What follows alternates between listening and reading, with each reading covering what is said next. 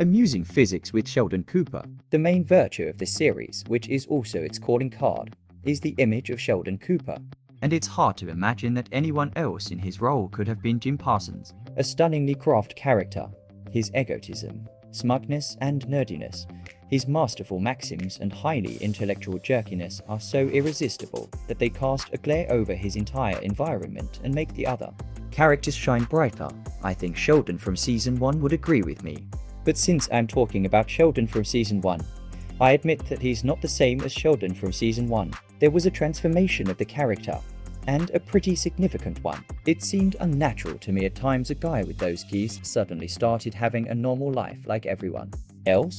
I don't believe it, but in the end, I came to the conclusion that the transformation of a robot into a human being within the framework of a sitcom was done carefully. Yes, it's hard not to make slip-ups.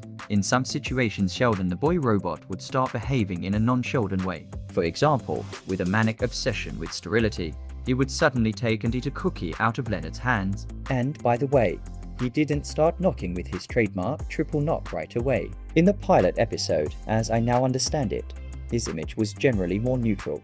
He, for example, calls Penny beautiful, though, in theory, he is supposed to ignore such things. By the way, all due respect to the actor for showing a variety of abilities in the frame. What did he do? He played the bongos and the thermovox, danced flamenco, sang yodel, demonstrated throat singing.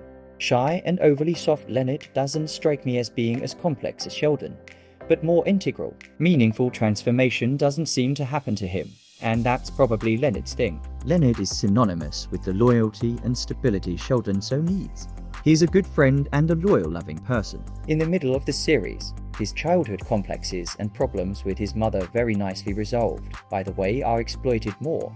But overall, his line holds up well. Howard was unsympathetic to me during his single period with few exceptions. But as a woman came into his life, he became interesting and even sympathetic. Raj evokes an ambivalent feeling. This character's chips have changed from time to time. At first, a chip was his inability to talk to women. And although on the whole, he seemed to be a battered Indian boy, sometimes all of a sudden, he got a little cheeky. Then a glamorous metrosexual image began to be exploited, which, in my opinion, was not very consistent with the search for a life partner. It also drained 90% of the tolerant themes, as jokes about his close friendship with Howard were not lazy. And in the finale, it became clear that the main, global thing about the character was something else. It should be noted that for all his glamour and seemingly second nature, Raj had the most relationships. I only liked his one date, the pragmatic and intelligent Anu. Despite their differences, I considered this couple the most promising, and I still think that the story of their relationship was rudely interrupted. I read that the introduction of the main female characters was not well received by everyone, that the Women's Council, which ruined the geek atmosphere, pissed some people off. But the series, in my opinion, it was he who gave a second life, guided it in a new direction.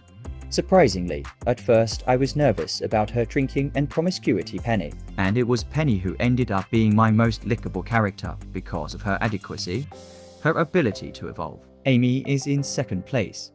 She has really come a long way in building her complicated relationship. Her patience is something to be envied. Bernadette is the least close to me as a character, although she is an interesting one. She's kind of a little meanie. I did not like that she is too obviously dominant in the relationship, literally suffocating her husband, who dutifully accepts it. Her grumpiness and self-righteousness sometimes seem directly hypertrophied. The secondary characters are very different and unique in their own way. I can highlight the already mentioned Anna, the very distinctive Stuart. It's cool that they decided to end his story happily too.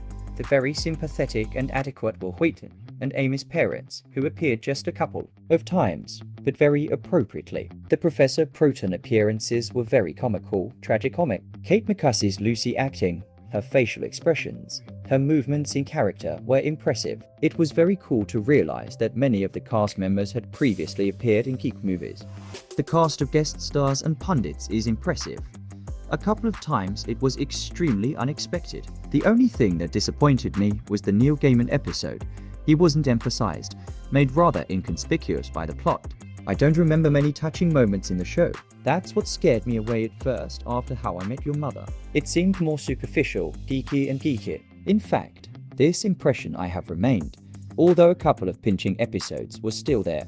Perhaps due to this, Sheldon's speech in the finale had a particularly strong effect. And anyway, it's the finale. The elevator alone was worth it. By the way, there are 2 psychic predictions in this science-filled show, and they both come true. In my opinion, beautiful trolling, saying that not everything is so obvious in the world under the moon. In short, this unquoted mostly Sheldon and me's NC masterpiece of sitcoms turned a bright side to me. Yes, it's a great show, and thanks to it, I now know what the Doppler effect is. It's when you move your torso in a circular motion, and do you? Thank you for your attention.